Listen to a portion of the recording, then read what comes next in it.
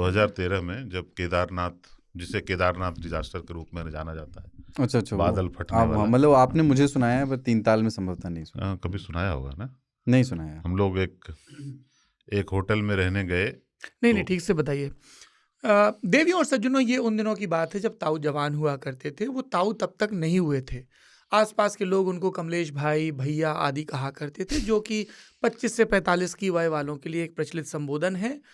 तब ताऊ का जोश मुख्यतः 3 चीज़ों पर प्रकट होता था: मारक हेडिंग, अत्याधुनिक क्वालिटी के फ़ोन, मतलब हो सकता था कि वो अमेरिकी राष्ट्रपति के बाद में आए और टिम कुक के बाद भी बाद में आए, इनके पास पहले। तो इनको चरसीला नशा था, बाजार में लॉन्च हो। ये चरसीला क्या होता है? मैं भी सुना। जैसे रसीला होता है ना, वैसे जो चरस रस में मिली हो। और तीसरा इनको था गाड़ियां खरीदने का और फिर उन गाड़ियों को लेके पहाड़ आड़ में निकल जाने का। आप इनकी गाड़ी में दाखिल होइए तो 2 खुशबुओं के बीच प्रतिस्पर्धा रहती थी। एक होती थी जर्दा और पान मसाले की खुशबू, जिसमें अलग अलग ब्रांड्स का सेंसेक्स आगे रहता था। जैसे अचानक एक दिन इन्होंने तय किया कि बहुत हो गया रजनीगंधा की झार अभी ठीक नहीं आ रही है, तो ये स्विच मार गए थे पान बहार के क्रिस्टल पे। तो आप कमरे में दाखिल होइए, पहले गुल से गए, अब इसमें भी जा रहे हैं। और दूसरी तरफ जो इत्र और फ्रेशनर, भाई आदमी कोई महंगी गाड़ी खरीदेगा 25-30 लाख की तो कुछ ऐसे धरा होगा। तो उन दोनों के बीच ऐसे प्रतिस्पर्धा चलती थी और ये गाड़ी लेके रवाना हो जाते थे।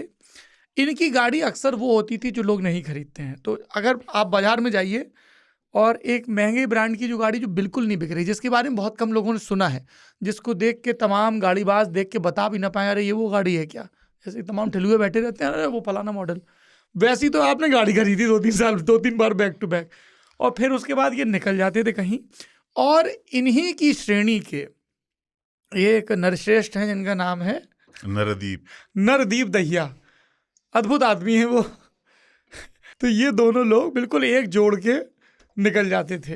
तो ऐसे ही देवियों और सज्जनों एक दफा ये निकल गए। अब आगे की कहानी खुद ताऊ सुनाएंगे। हाँ, मैं सुनाने की इच्छा तो नहीं थी और मेरे बारे में बहुत सारे ऐसे विवरण दिए हैं। भूमिका इतनी बड़ी है तो अब कहानी का प्रेशर है। दुर्भाग्यवश सत्य ही बोला है। तो हुआ ये कि मैं नरदीप और हमारे तीसरे मित्र हैं समीरन भोपाली। अच्छा हाँ, समीरन भी तो थे। हम तीनों निकल पड़े थे। तुंगनाथ एक जगह है उत्तराखंड में, वहाँ जाने के लिए। और बहुत तेज बारिश हो रही थी और मन ये कर रहा था कि हम वापस चले जाएं, पर कोई हिम्मत नहीं कर पा रहा था ये कहने की कि वापस जाना चाहिए।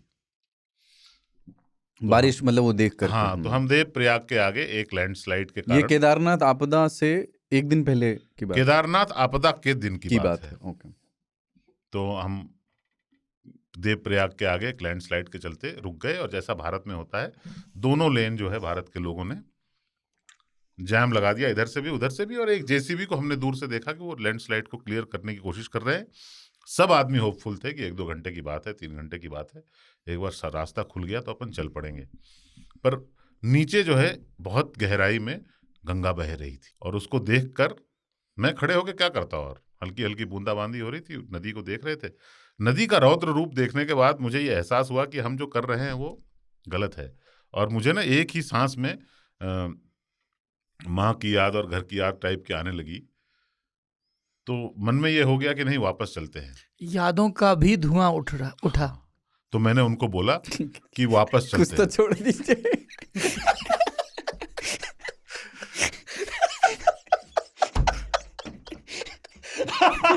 थोड़ी तो रखिए मर्यादा। अब मर्यादा आप लोग इसमें मत जाइएगा। तो मैंने उन दोनों को कहा कि मैं सोचता हूं हमें वापस चले जाना चाहिए। तो वो जैसे आपका प्रपोजल था। नदी कितने नीचे वो थी? जैसे कि इसी का इंतजार कर रहे थे कि कोई तो बोलो। नदी बहुत नीचे थी वहां पे। तो उन्होंने कहा हाँ चलते हैं। पर हमारे पास वापस जाने का कोई रास्ता नहीं था। तो मैं बहुत सारे लोगों को हाथ पैर जोड़ कर कहने लगा कि भाई साहब थोड़ा सा जगह दे दीजिए, थोड़ा पीछे कर लें, थोड़ा आगे कर लें। तो वहाँ पे बहुत कुछ युवा थे जो जवानी की गलतियां करने को आतुर थे। तो उन्होंने मेरा मजाक भी उड़ाया, हो गया यही दम है? इतने में डर गए? आ गई। तो हमने उसको इग्नोर किया कि नहीं होना ही है, मैदान से पीछे हट रहे हैं, कोई तो हंसेगा ही। लेकिन हमने घूमकर वापस आने का फैसला किया और हम रास्ते में एक जगह है ऋषिकेश के बहुत पहले, जहाँ दूसरी तरफ हमें एक रिसोर्ट टाइप का दिखा और वहाँ पे एक पुल है। तो हमने डिसाइड किया कि उस पुल से गुजर के उस रिसोर्ट में ठहरते हैं। निकल गए हैं तो कहीं तो मजे करने हैं। तो हम जब पुल पे चल रहे थे तो पानी ने पुल को छू रही थी। छू रही थी। हाँ, फिर भी हम उस रिसोर्ट में पहुंच गए और हमने गाड़ी पार्क की। हम गए रिसेप्शन पे, वहाँ पे एक लड़का बैठा था। हमने कहा भैया रूम मिलेगा? तो उसने कहा कि हाँ। हमने कहा दिखा सकते हो? तो उसने कहा हाँ। और उसके बाद वो ये बोल के भैया गेस्ट आए हैं कह के अंदर चला गया किसी को बुलाने, और आया ही नहीं वापस। तो 10-12 मिनट के बाद हमें खींच हो गई कि यही रिसेप्शन है, इस तरह का अटेंडेंस होगा हमारे लिए? ये तो साला यहाँ तो क्या रहेंगे हम, बेइज्जती हो रही है यार हमारी। हमने पुकारा भी 1-2 बार, भाई किधर गया, अरे भाई चाबी वाले किधर गया, कोई नहीं। तो फिर हमने अपनी बेइज्जती को पी लिया और बेइज्जती को भी पी ली। वापस आ गए कि नहीं रहना है। जो अपने गेस्ट की इतनी इज्जत नहीं कर सकता वहां पे क्यों रहना। हम निकल गए वहां से। हमने कहा चलो हम सरकारी जो है गढ़वाल मंडल विकास निगम के रेस्ट हाउस, जो उनका जो होटल है वहां पे, हाँ। गंगा रिसोर्ट, वहां रहेंगे। तो हम वहां से सीधे ऋषिकेश आए और सीधे वहीं पहुंचे, एकदम नदी किनारे। नदी किनारे। किसी से फोन करवाया, वहां पे थोड़ी सी मारामारी रहती है, कमरे सीमित संख्या में है, तो किसी से फोन करवाया, सरकारी अफसर ने फोन किया तो उन्होंने हमारे लिए कमरे 2 कर दिए। तो मैं खर्राटे लेने वाला आदमी, तो मुझे ये प्रिविलेज रहता है वहाँ पे हमेशा। हम लोग एक बार बाद में भी गए थे, हम मैं लोग आप गए थे, ऐश्वर्या। हम लोग रहे हैं वहाँ। हाँ। तो मैं वहाँ पे एक कमरे में रुक गया और एक कमरे में 2 ही मिले थे, तो वो दोनों अग्री कर गए कि हम एक कमरे रहते हैं। शाम में थोड़ा सा अंधेरा नहीं हुआ था, पर हल्की सी लाइट चली गई थी, बादल आसमान में थे, तो यू कैन नो कि बहुत माहौल ना ग्रे हो गया था पूरा सब कुछ। मैं नदी के वो जो गंगा है रिसोर्ट, वो बिल्कुल नदी के किनारे है और एक एम्बैंकमेंट है, बांध जिसको बोलते हैं, उसके पीछे। तो वहां पे खड़े होकर मैं नदी को देख रहा था, तो विचित्र सी नदी लगी मुझे, बहुत गुस्सैल। उसके बाद मैंने एक नीले रंग के फ्रिज को गुजरते देखा तो मुझे लगा कि फ्रिज पेड़ों की तरह उगते नहीं है, किसी घर में ही होंगे।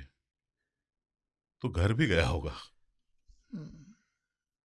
फिर एक मवेशी जो जिंदा था या मुर्दा, क्योंकि उतनी रोशनी नहीं थी, पर वो स्पष्ट था कि बड़ा सा कुछ बैल या गाय है, जो गुजर गया मेरी आंखों से। तो लगा कि ऊपर कुछ हो रहा है जो सामान्य नहीं है, बारिश के दिनों में भी। खैर फिर हम अंदर गए, खाना वाना खाया, सो गए।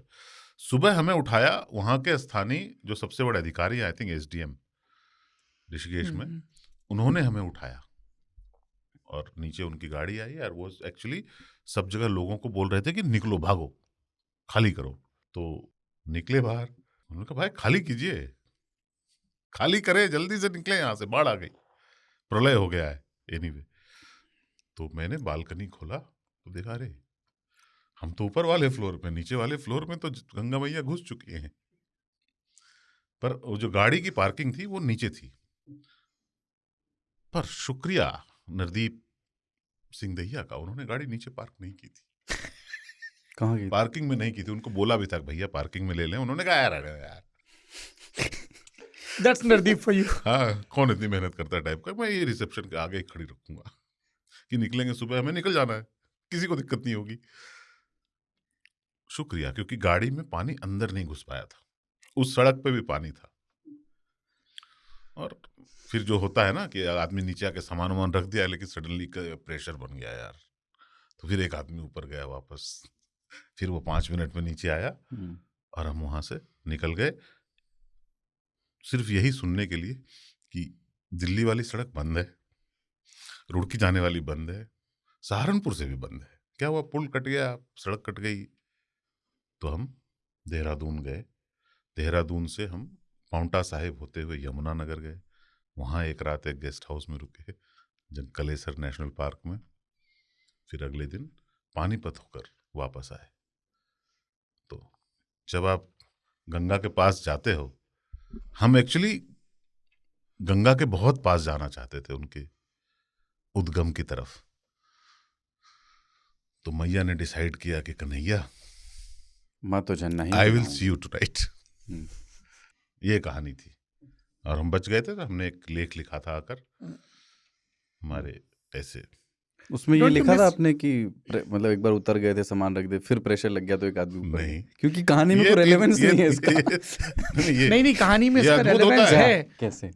कुछ प्रलय इंतजार कर सकते हैं, पर ये जो इसका पेट में बहुत प्रलय relevance मचती है, you have to understand that कि इतनी बड़ी आपदा के सामने there is a reason it is called natural call, unstoppable. बाकी सब चीजें मैन्युफैक्चर्ड है। जीवन भी ये- आदमी रिस्क पे डाल सकता है, जी, पर मतलब है ही। यही प्रकृति का दोहन इत्यादि लोग ब्लेम करते हैं, पर हकीकत यही है कि किसी भी दिन ये, और अगर हम थोड़ी दूर चले जाते हैं उस दिन लैंडस्लाइड के हट जाने के बाद, तो हम शायद 10 दिन के बाद वापस आते। आपने उसको फोन करके शुक्रिया बोला, वो जो चाबी लेके चला गया और लौटा नहीं, पहले वाले गेस्ट रूम, हाँ, होटल उसको वाला। फोन करने का मौका नहीं मिला क्योंकि रात में वो बह गया था।